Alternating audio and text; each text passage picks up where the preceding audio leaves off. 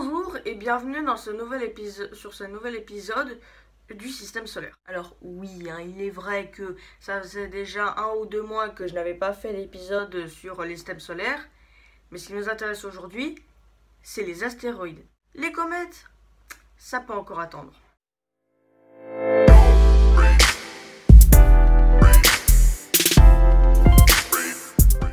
Dans le vif du sujet et de parler des astéroïdes, il faut déjà vous rappeler une chose. Cette chose, c'est tout simplement à t'abonner, à activer la petite cloche, le commentaire, le pouce bleu. Bon, pour faire simple de qu'est-ce que c'est un astéroïde, c'est en gros un corps céleste tel que Jupiter, Saturne, Uranus, Albope. Attends, quoi? J'ai dit Albope? Sérieusement? Purée, en plus c'est moi qui écris le script. De toute façon, je vous en parle en fin de vidéo. Donc en gros, ces cailloux spatials, ces astéroïdes, sont en gros des cailloux spatials qui peuvent percuter la Terre. Des astéroïdes qui percutent la Terre, il y en a tout le temps. En un an, c'est 100 000 tonnes d'astéroïdes qui pénètrent dans l'atmosphère. Ces corps célestes font en gros quelques grammes ou quelques kilos tout au plus. Mais l'impact qui a mis la fin des règnes des dinosaures, c'est assez rare.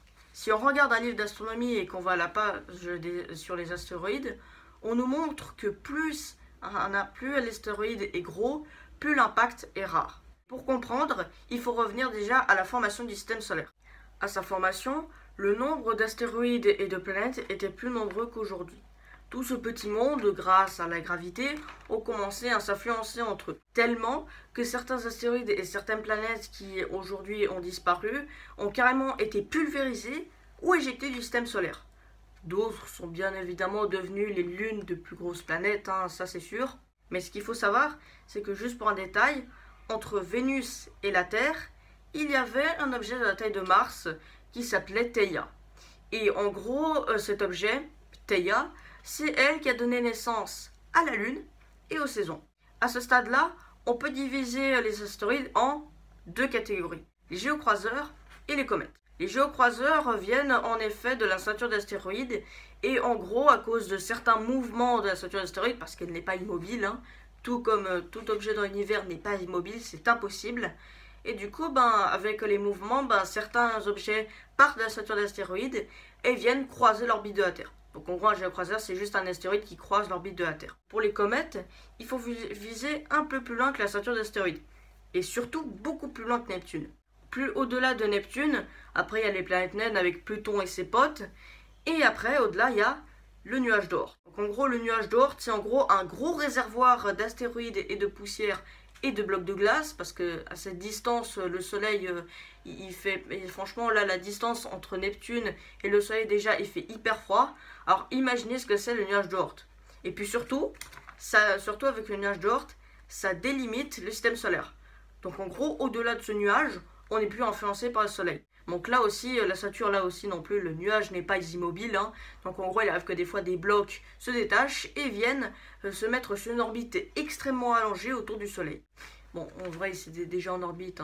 Mais ce qu'il faut savoir, c'est que Albope, la comète dont je vous avais parlé tout à l'heure, eh bien, elle vient aussi de là. Toutes les comètes, je dis bien toutes, viennent de là. Enfin, pas toutes notamment, mais majorité quand même. Donc maintenant, nous allons voir des cratères et des impacts qui ont lieu sur Terre.